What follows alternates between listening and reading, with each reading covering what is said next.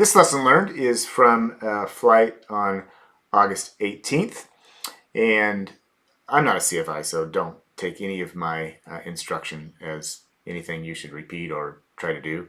I am mainly documenting this for myself. It helps me talk through, and in ForeFlight I always write down what did I learn on that flight, and I just do LL colon and what did I learn on that flight? Because I learned something, at least one thing on every single flight, if not 4 or 5 things. So I document these, and for me, creating a short little clip on it helps me process it and think about it and remember it. This one is to do with landings, and I know everybody has kind of a different approach of landings. Obviously, a stabilized approach is the best thing. Repeating exactly what was a good landing in the past and coming in the pattern and on your downwind, base, final, everything very consistent. But we don't always have downwinds and bases. Sometimes we come straight in on final. Anyways, for smooth landings, which sometimes you're not going to do a smooth landing. Sometimes you want to land in a spot and you need to drop it in and slam on the brakes and short whatever.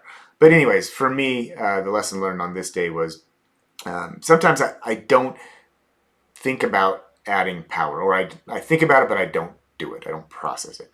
When you're coming down at a high sync rate and you're flaring, and if you flare too high, sometimes you plop it down. Now, adding just a little bit of power when you flared too early versus dropping it down on the runway is something that I've learned that can smooth out my landings. Now, obviously that's you're using power to make a good landing, which you didn't.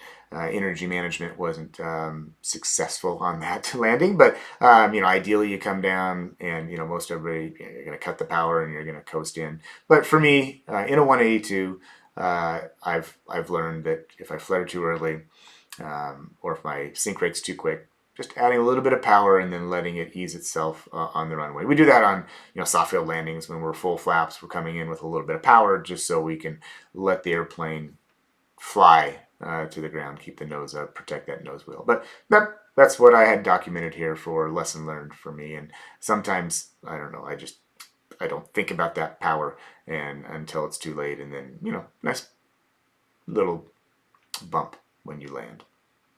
Anyways, that's my lesson learned on that flight.